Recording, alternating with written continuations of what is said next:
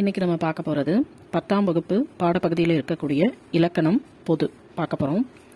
இருதிணை ஆறறிவுடைய மக்களை உயர்திணை என்றும் மற்ற உயிரினங்களையும் உயிரற்ற பொருட்களையும் அக்ரிணை அதாவது அல்திணை என்றும் வழங்குவர். ஐம்பால் பால் அப்படிங்கிறது என்னன்னா, இப்போ நம்ம மேலே பார்த்தோம் இல்லையா, திணையினுடைய உட்பிரிவு அப்படின்னு சொல்லுவாங்க. பால் அதனுடைய பொருள் பகுப்பு பிரிவு. இது 5 வகைப்படும்.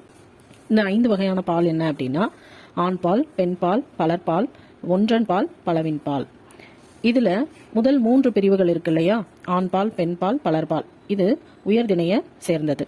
அடுத்ததாக இருக்கக்கூடிய 2 பால், அதாவது ஒன்றன்பால், பலவின்பால், இவை 2ம் அக்ரிணையை சேர்ந்தது. இப்படி 2 பிரிவுகளாக பிரிஞ்சிருக்கு. இப்போ உயர்திணைக்குரிய பால் பகுப்புகள் என்னென்ன அப்படிங்கிறத பார்க்கலாம்.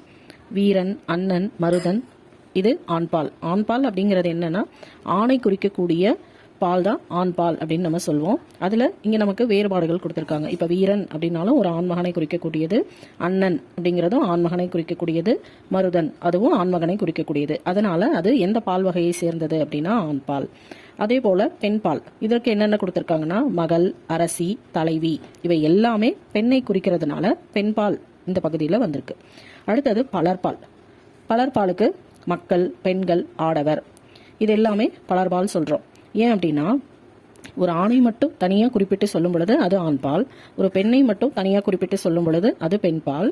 பலர்பாலில் ஆண்கள், பெண்கள் அப்படின்னு ஒரு ஆணை ஒரு பெண்ணை மட்டும் இல்லாமல் நிறைய ஆண்கள், பெண்கள் அப்படி இருக்காங்க இல்லையா, அப்போ பன்மையில் வரக்கூடிய அந்த நிலையை தான் நம்ம என்ன சொல்கிறோம் அப்படின்னா பலர்பால் அப்படின்னு சொல்லி சொல்கிறோம்.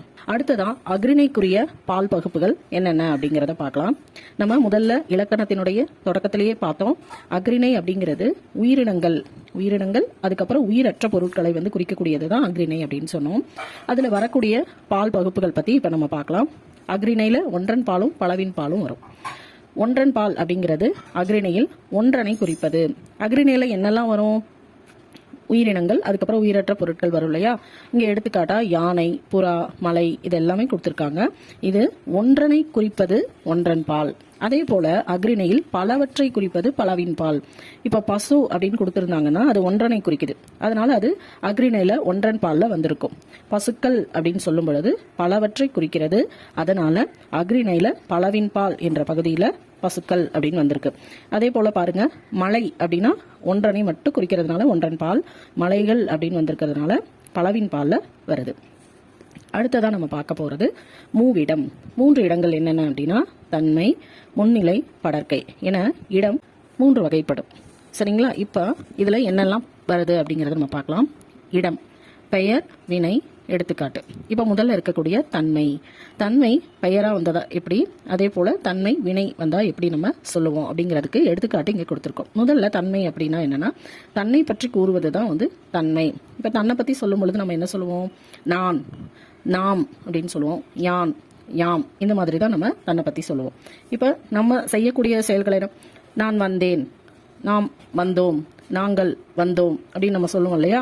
அப்போ அது தன்மை வினைகளை குறிக்குது.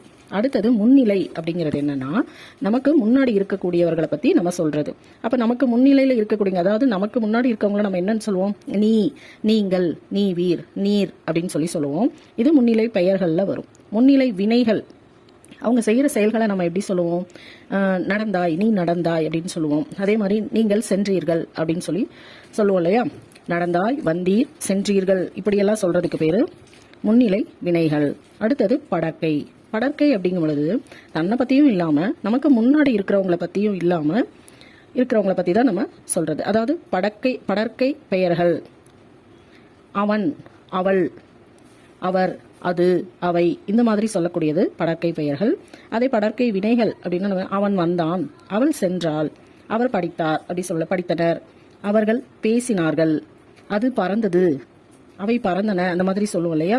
இந்த மாதிரி வரக்கூடியதை படர்க்கை வினைகள் அப்படின்னு நம்ம சொல்லுவோம்.